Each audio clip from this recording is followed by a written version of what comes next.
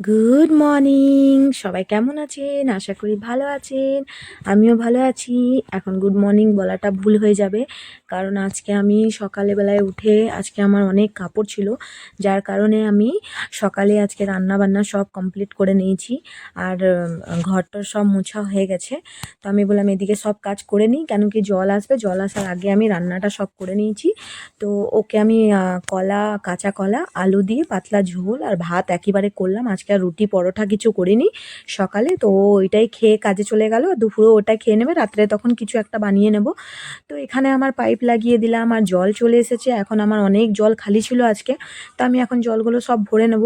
আর ফিল্টারটা আজকে দেখলাম যে খালি আছে, তো ফিল্টারটা আমি আগেই ভালো করে ধুয়ে নিলাম। একদিন দুদিন পর পরই ফিল্টারটা ধুয়ে দিই, কেন কি ফিল্টারে জল দিই না তো জলের যে নোংরাগুলো থাকে কালো কালো মানে ইয়ের মতন বসে যায়, ময়লা বসে যায়। তো ওই জন্য আমি একদিন জল দিই আর পরের দিন দেখি খালি হয়ে গেছে, তারপরের দিন আবার ধুয়ে পরে তারপরে ভরি। তো এখানে ফিল্টারটা ধুয়ে দিলাম আর পরিষ্কার জল ভরে নেব। ফিল্টারটা পুরো খালি হয়ে গেছে। খাবার জলটা আগে ভরে তুলে নেব, তুলে তারপর আমি ওই বাসন ধুবো আর কাপড় কাচবো। তো এদিকে পুরো ভিডিওটা দেখবেন আপনারা, আশা করছি ভালো লাগবে। তো আজকে প্রচুর কাজ ছিল আমার ঘরে, কারণ আমি কাপড়গুলো কদিন ধরে কাচতে পারছিলাম না।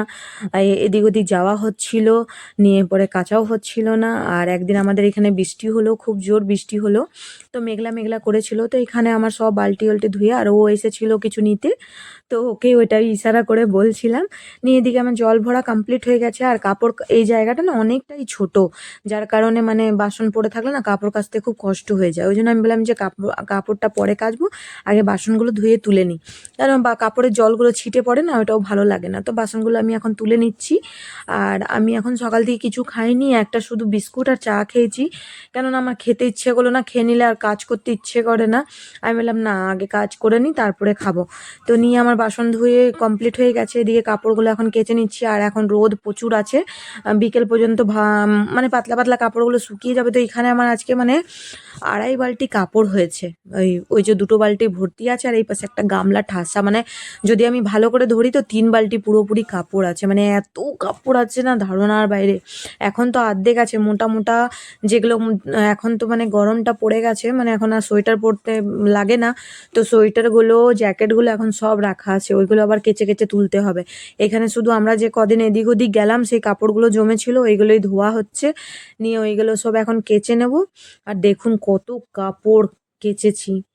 তো এখানে ভিডিওটা শেষ করলাম।